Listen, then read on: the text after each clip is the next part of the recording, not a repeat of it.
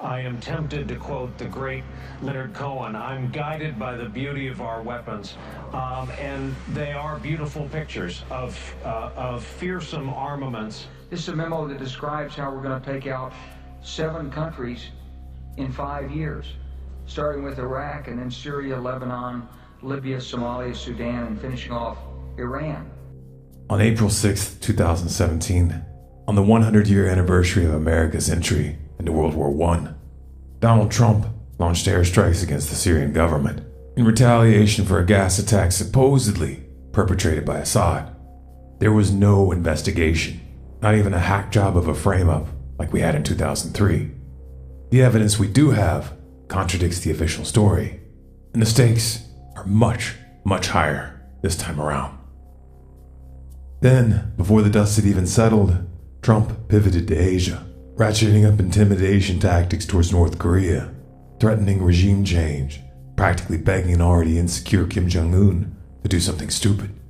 And that's the point. Provoke a response, and then play the victim. If he can't get it the old-fashioned way, he might just make one up. Trump cut a deal with the deep state. He signed on with the neoliberal neocon corporate alliance. They got his back now. As long as they get their war, everybody's happy. Make no mistake, this is just the beginning. Expect the unexpected in the South China Sea, Iran, Eastern Europe, and on the home front. The circus tent is coming down. But boy, oh boy, is he gonna give us a show in the meantime. I think this is the most dangerous moment in American-Russian relations since the Cuban Missile Crisis in 1962. We're in a new and worse Cold War with Russia. There are 3 Cold War fronts fought with hot war. The Baltics, where NATO is building up, Ukraine, you all know that story, and Syria. The additional kind of stories coming out of Washington this past week that the United States is actually developing some plans for the killing of Kim, or for deploying nuclear weapons inside of South Korea, that would lead to an escalation of tension that could lead to accidental nuclear war on the Korean Peninsula. Trump isn't just flirting with World War III, he's inviting it. And he wants everyone to know that he's crazy enough to pull the trigger. Thinks it'll help him twist some arms. Thinks he can force the big boys to negotiate. This isn't a real estate deal. And that's not an ace he's got up his sleeve. Nobody wins a nuclear war. If just 300 of Russia's nuclear bombs were set off in the United States, somewhere between 75 and 100 million people would die in the first half hour. Most of the infrastructure needed to support the population would be instantly destroyed. Communication systems, hospitals, transport, power plants, etc. Those not killed in the initial blast would die slowly in the coming months, from radiation poisoning, starvation, exposure, and disease. And this is just the tip of the iceberg. Even a smaller nuclear conflict involving only 50 to 100 Hiroshima-sized bombs would send 5 million tons of debris into the upper atmosphere, causing global temperatures to plummet catastrophically, reducing rainfall worldwide for up to a decade, devastating agriculture and triggering mass starvation on a global scale. That is not a world you would want to raise children in. The powers that be want to tip the game board, rewrite history, start again. They think you're too dumbed down, too distracted to see past their pseudo-emotional platitudes and actually look at the evidence. It would be completely illogical for Assad to use chemical weapons at this stage of the conflict. The Syrian army was winning with conventional means, and Russia had their back. That gave them an extremely strong position going into negotiations. Assad would have to be a total moron to pull a stunt like this, and he's not. Then there's the fact that Assad doesn't actually have such weapons. According to the OPCW, the last of Syria's chemical weapons were handed over for destruction in 2014. John Kerry himself confirmed this. But Assad used chemical weapons before. Really? When?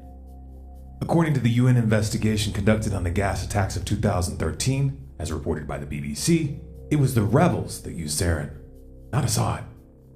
Obama didn't back down in 2013 because he was too weak. He backed down because the US-backed rebels got caught red-handed, and we the people refused to let them get away with it.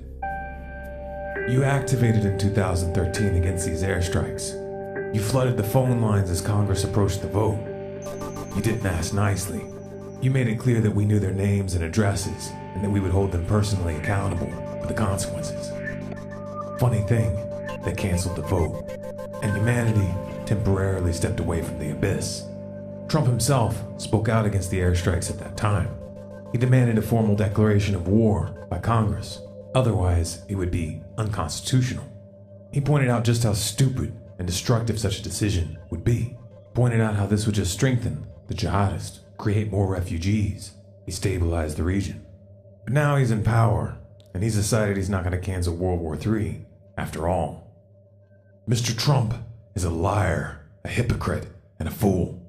He is turning the US military into Al-Qaeda's air force. He's playing chicken with humanity's future.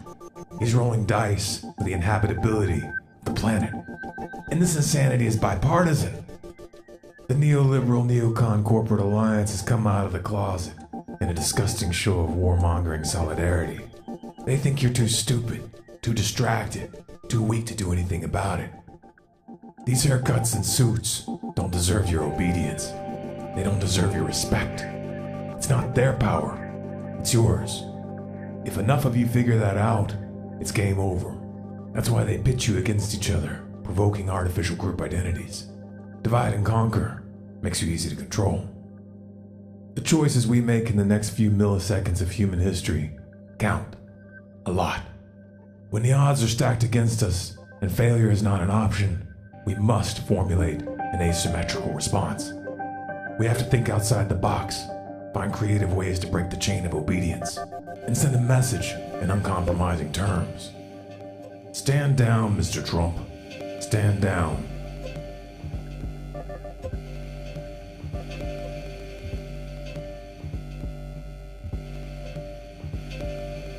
This video is Creative Commons. You have permission to download, copy, and distribute it by any means. If you'd like to support our work, you can donate at stormcloudsgathering.com/donate. You can find the transcript, sources, and original video at stormcloudsgathering.com at the link below. For more, subscribe to Storm Clouds Gathering on YouTube and follow us on Facebook, Twitter, and Google+.